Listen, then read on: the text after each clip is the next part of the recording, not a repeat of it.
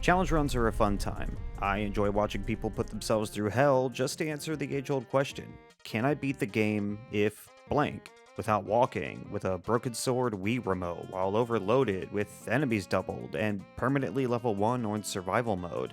Links to all of these videos down below. I highly recommend watching all of these and subbing to the creators. You probably already know who they are, but if not, you should absolutely check out their content. I've never actually done a challenge run myself. I live in Ohio, so I think I've suffered enough. But a while back, a coworker of mine was talking about their Elden Ring runs and D&D stuff, which gave me an idea. Rolling dice to choose my build, goals, and overall run, leaving it all up to chance and taking whatever the dice gives me.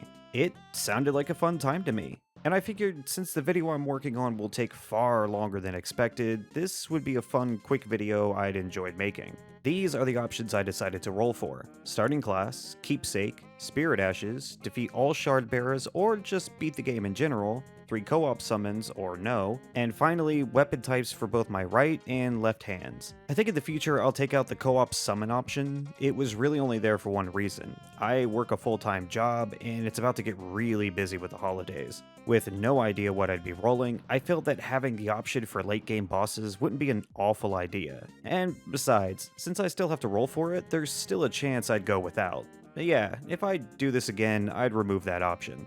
Anyone and everyone can do this run, and the results will be drastically different for each person. And yeah, I suppose a randomizer would do the same thing, but think of this as more of a casual challenge run. Nothing absolutely insane, but not easy either. It's still a challenge, just not something like beating the game in 2 hours or my family dies challenge. Not gonna lie, my first playthrough was 176 hours long, and I pretty much did and killed everything I could. I missed a few things for sure, but there wasn't much left to do, and this run definitely brought some of that magic back for me. And I think with all that out of the way, it's time to get to the run. There we go. Okay, first thing we gotta do is roll for a class. So I'm just gonna roll a d10, see what we get. Only need to roll 1. Go. 9. So, profit. Okay. I mean, I guess it's better than Wretch. Alright, so we picked our class, so let's go ahead and pick our keepsake. Roll a d9. And 3.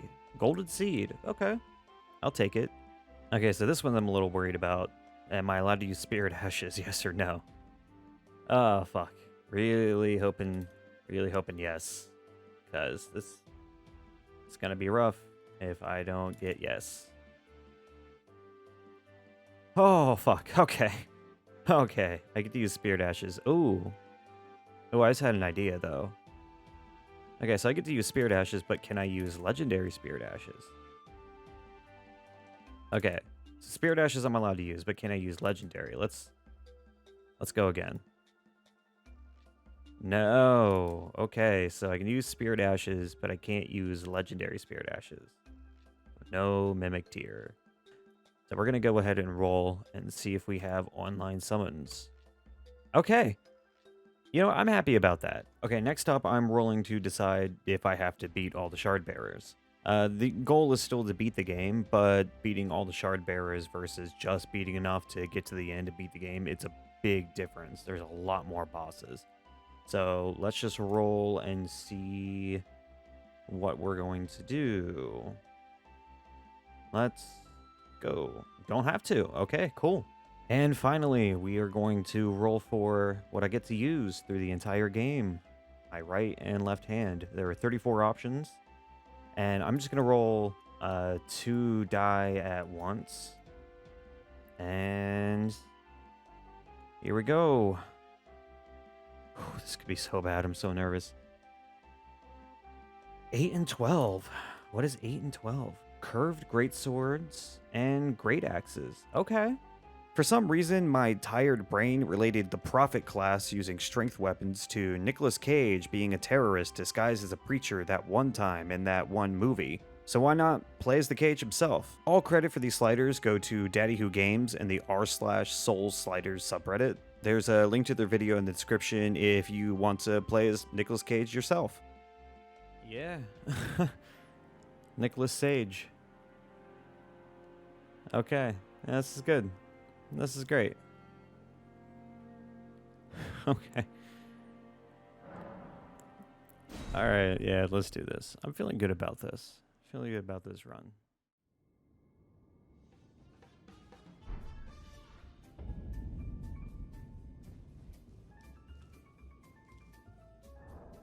Alright, so first things first, no point in having these in my equipment slots since I can't use them. And as expected, Grafted Scion killed me, but I gave it my best shot. I decided to skip the tutorial area since I had no weapons and Soldier of Godric could wreck me even at a higher level. Plus, I had one goal.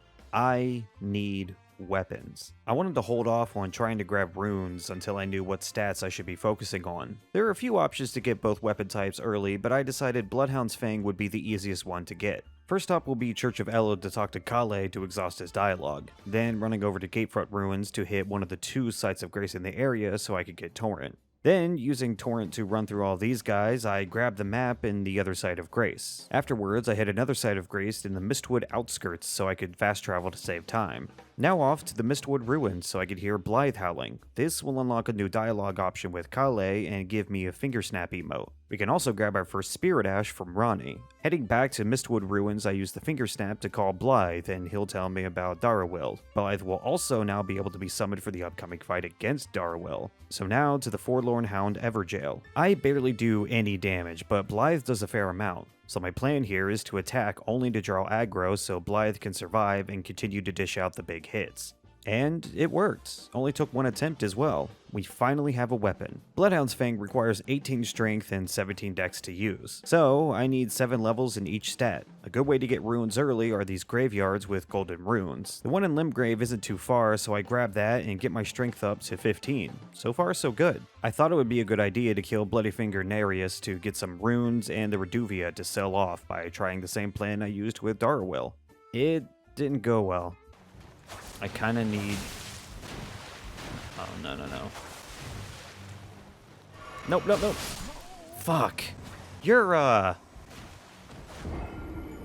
fucking late, dude. No. Shit. You're, where are you, dude? Fuck. You're so late! Since Yura was busy ignoring my cries for help, I decided to instead head to Liurnia and grab some more golden runes from another graveyard. Also coming here unlocks a round table hold, which will be handy for upgrading my weapons early on. And with that, my strength is up to 18 and my dex is 14. 3 more levels and I could finally use my weapon. I decided to give Narius another try. This time Yura showed up on time and together we got him. A good amount of runes, but not enough to level up. So, off to Kaled. I hit the Smoldering Church site of Grace and head for another graveyard with golden runes. After collecting more golden runes, I can only level up once. Still, not enough. Looks like we're going to have to take on a couple bosses. I remembered finding the Waypoint Ruins earlier, and the Mad Pumpkinhead boss is pretty easy, so off we go. Okay.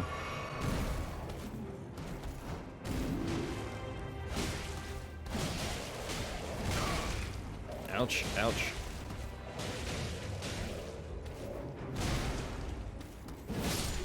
Haha. Okay, that's good. Some more runes. Not a lot, but it's some more. God damn it! Still not enough to level up. Alright, well, Tibia Mariner is another easy boss, and we can unlock Grail's Dragon Barrow early, which will come in handy later on. This fight was a grind. Nearly 40 minutes of running around and slowly chipping away at the Mariner's HP, but I finally killed him. And since I was here, I grabbed the Green Turtle Talisman, but was still 1 level away from being able to use this damn sword. I was really close to having enough to level up, so I just sold a bunch of stuff, and we are finally able to use Bloodhound's Fang. Yes! Oh, that's so much better. I also decided to grab the Great Axe for my left hand and leveled up Bloodhound's Fang to +1. I was feeling good. It was early on, but I started to think this run would be way too easy. Oh yeah, there's a rule I didn't mention, because I forgot about it. Once you have both weapon types, they need to immediately be equipped. Yeah, so only one usable weapon and fat rolling. But I do have a plan. Heavy load doesn't matter when you are on horseback, so let's kill a couple dragons. First Angeal, since it's pretty close by. And done. That was super easy. Next up, Grail. D will mark a teleport on your map after he learns that you killed Tibia Mariner. Hit the teleport and boom, we are in Dragon Barrow. On my way, I find another graveyard that I completely forgot about, which was really nice, and then I hit the Fort Fair side of Grace before I take out Grail. Long as I'm in here, you're just gonna sit out there, aren't you? Aight? And with those runes, I leveled up my endurance, strength, and put a little bit into vigor. I still need a strength of 30 to use this great axe, so I think it's time to hit up Stormvale Castle. Before I take on Margit, I head back to Caelid to grab one more thing, Flame of the Redmanes. This Ash of War is so broken, and I've been told it is amazing on a great axe. I have to use it. Alright, Margit time. Shit. Shit, shit, shit, shit.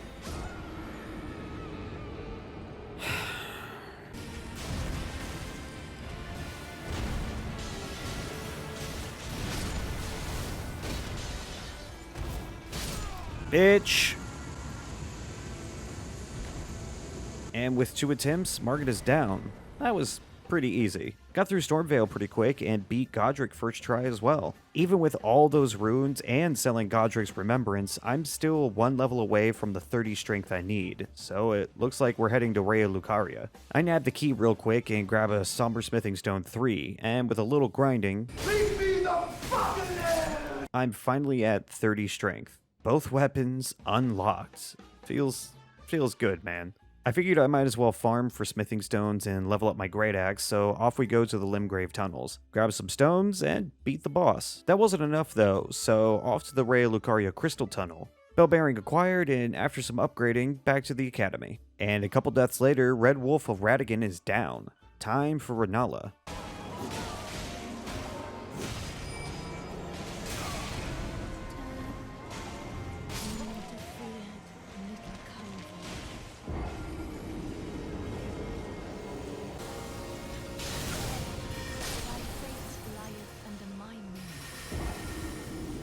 Okay, maybe not. Guess it's back to grinding. I ran through Castle Morn and beat the Misbegotten. That didn't give me enough rooms to level up, but enough to upgrade my great axe. Since I'm already on the grind, I might as well grab a couple Smithing Stone 4s from Caelid and get my great axe to plus 10.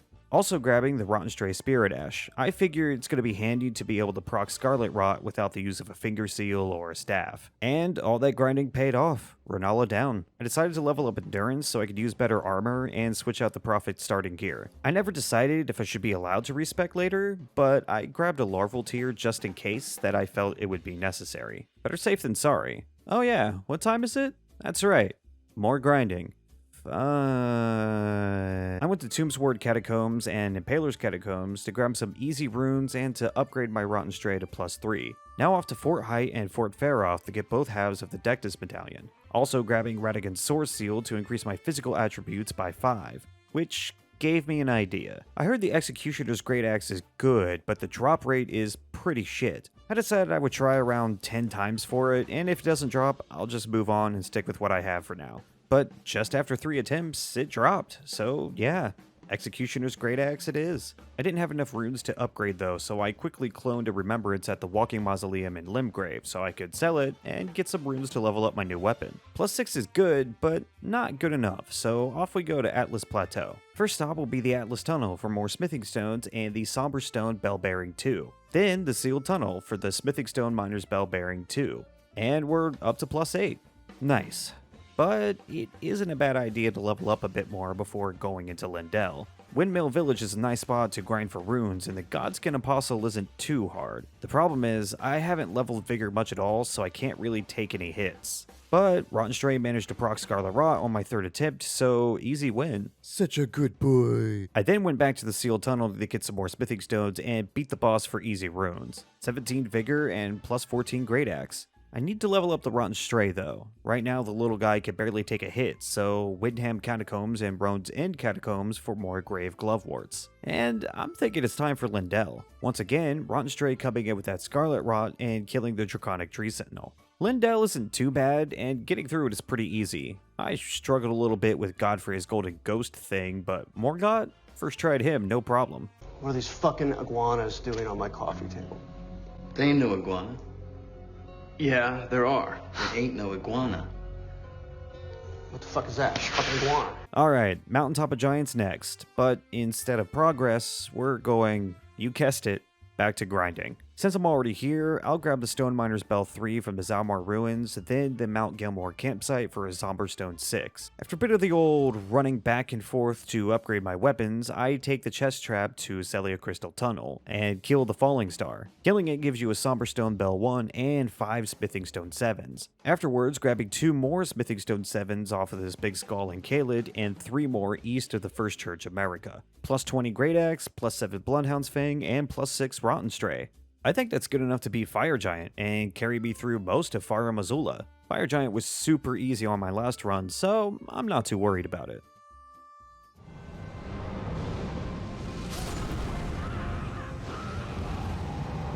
Yeah.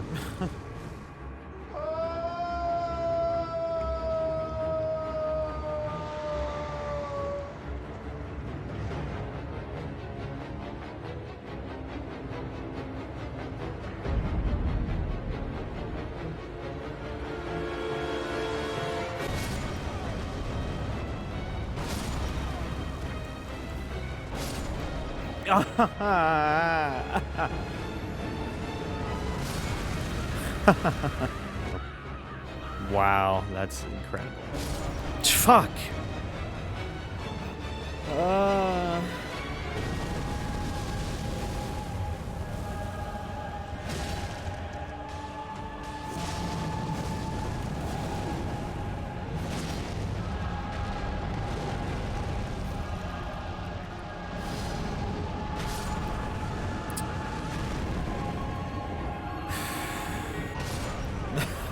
Fuck, man. Ah, damn it. I'm getting worse. I'm getting worse as I play. This is fucking insane. Whoo! Whoo!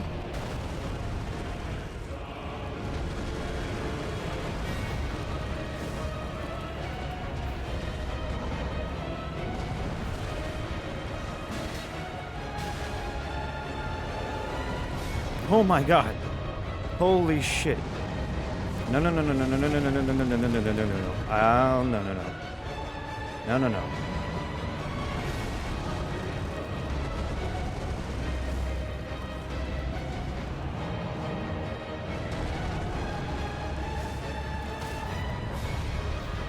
Oh my god. Shit. Yes! Holy shit! I did it! I did it! Oh. Oh. Okay, that was rough. Rougher than you think. And I lost 2 hours of footage, by the way. You didn't miss much, though. Just me getting my head kicked in, activating Godric's Great Rune, and getting D's armor. None of these things changed much. I would have saved myself some trouble if I went and leveled up a bit more, but I never once felt like I couldn't beat this boss. Even though I was under-leveled, I didn't feel like it was impossible. But with how badly I struggled here, Fire Missoula really had me worried. But hey, surprise, surprise! This isn't bad at all. Going through this area was no problem, and Godskin Duo went down on my second try. Of course, the real struggle here is Malakath.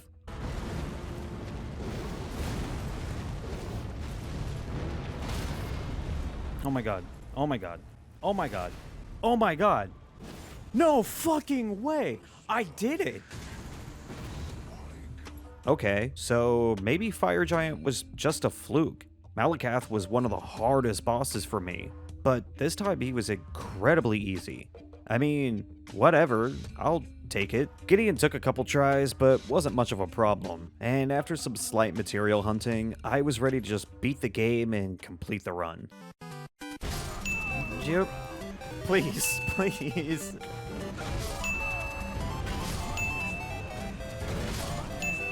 Cool. Shit. I knew it.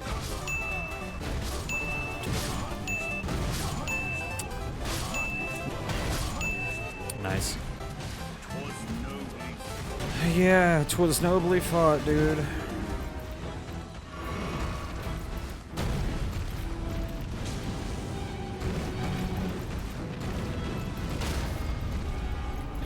Yes, yes, yes.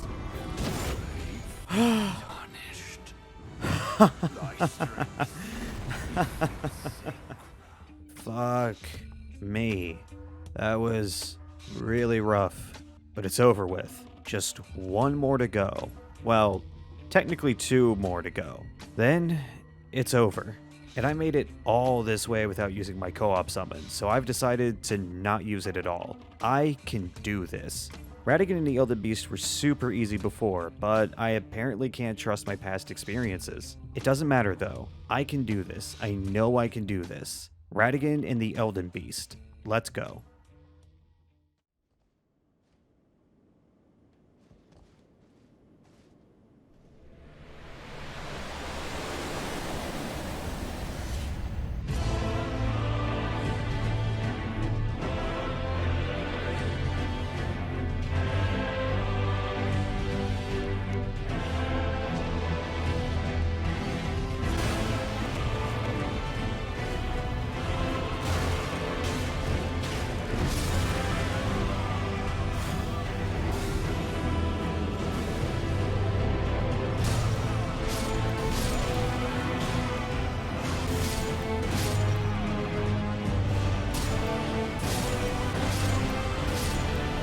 Okay.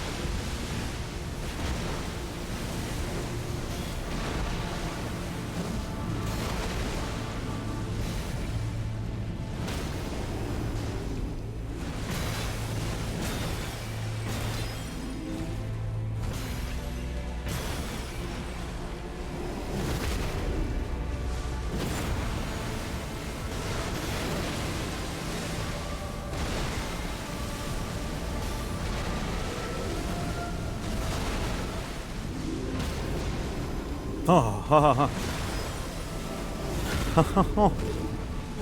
I'll fuck this up. Yes! Yes! Yes! Woohoo! I did it! I did it! Whoo!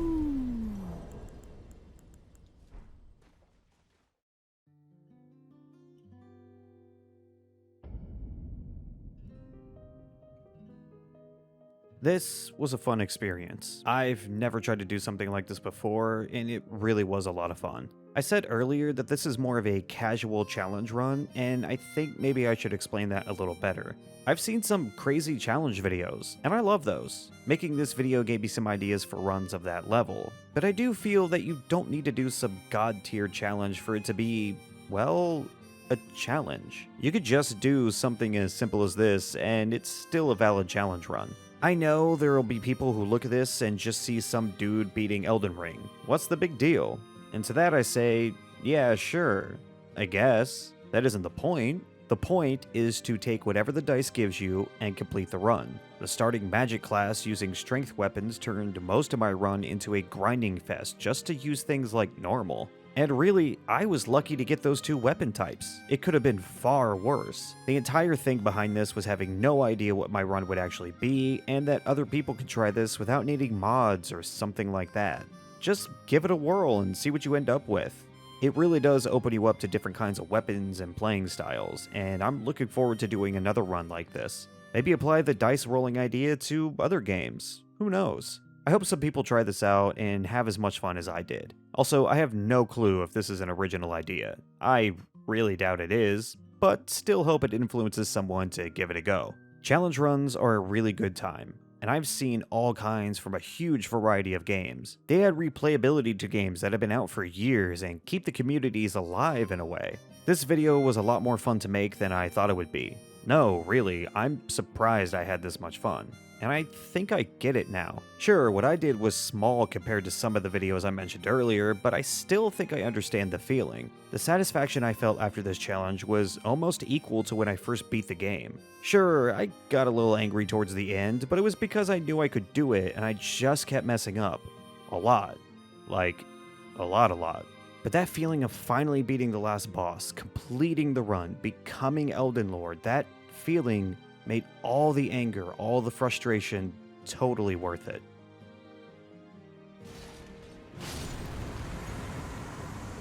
Boom. Somber Stone, okay.